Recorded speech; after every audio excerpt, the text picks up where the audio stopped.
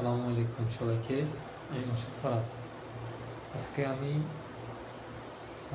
Mini habit যে আমাদের ছোটো ছোটো অভ্যাসগুলোর কতটুকু ক্ষমতা রাখে আমাদের জীবন পরিবর্তনের জন্য, এটা সম্পর্কে আইডিয়া নিয়েছি। তো আমি আইডিয়াটা কীভাবে আসলাম, আমি আমার লাইফে 4-5 বছর ধরে একটা বিষয়ে বারবার স্টাক হয়ে ঘুরপাক খেতেছি। তো এখন আমি মিনি হ্যাবিট সম্পর্কে জানতে পেরেছি যে আসলে বড় কিছু অর্জন করতে হলে ছোট একটা স্টেপ নেওয়া লাগে।